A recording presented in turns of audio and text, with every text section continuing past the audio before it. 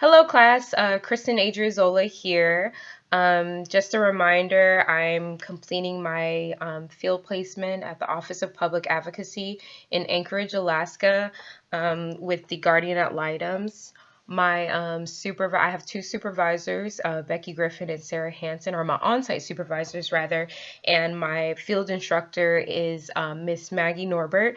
Um, and pretty much what the court-appointed special advocates do.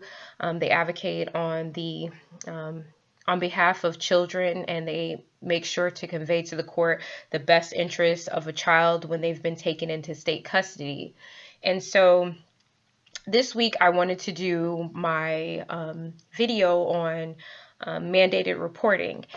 And recently, in the past couple of weeks, at the beginning of January, we've actually, I've been working with my supervisors to conduct their annual CASA training. They do one training a year, and that pretty much involves about this training. We had about 15 people that are going to become CASAs, or actually they just graduated yesterday, but the training consisted of a whole lot of things, legal acronyms. They learned about what it is to become a CASA.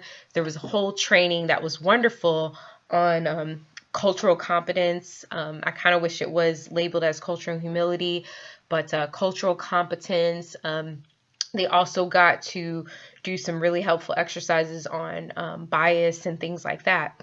And towards the end of the training, I was talking with my supervisor about mandated reporting.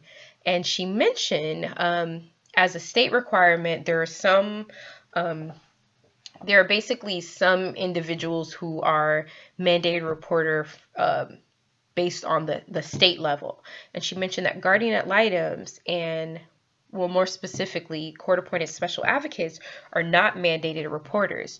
So by them not being mandated reporters, it was up to the program to ensure that they put in the court-appointed special advocate handbook that, hey, we are going to report instances of suspected child abuse or child neglect, to include sexual abuse, exploitation, and things like that.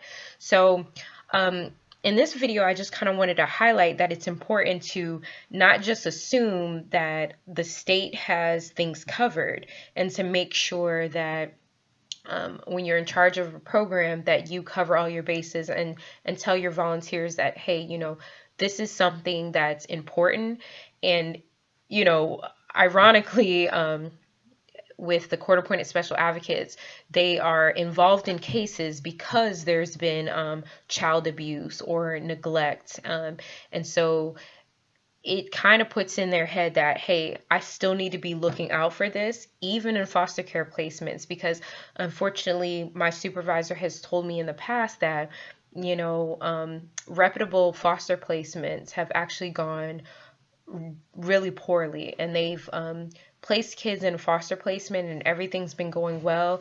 They've they've been monitored by both the guardian ad litem, the court, OCS, that's Office of Children's Services, all to find out that after the case was closed, that the children were being mistreated. And in those instances, it's important for the volunteers, the CASA volunteers who see the children twice a month, to kind of evaluate things and look at things to make sure that they're reporting things that they suspect as child abuse or child neglect at every stage of a case, including when children are with their parents or with their foster parents, or in relative placements. And so we can't stress enough how important mandated reporting is.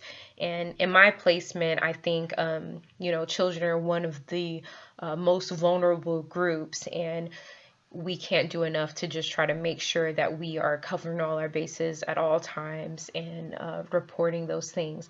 And so I definitely would commend my supervisors for making sure that they added that in the handbook, especially since at the state level, it doesn't specifically list court-appointed special advocates as mandated reporters. And I think you'll find that a lot when there's new roles involving children, or there's newer roles involving cases or things like that, maybe even vulnerable adults, where it hasn't been the roles hasn't been I guess implemented long enough for that verbiage to kind of reach the courts, but it's still up to us to make sure children are protected. So that is my video on mandated reporting. I appreciate you watching, and I look forward to talking with you in 2 weeks. Thanks.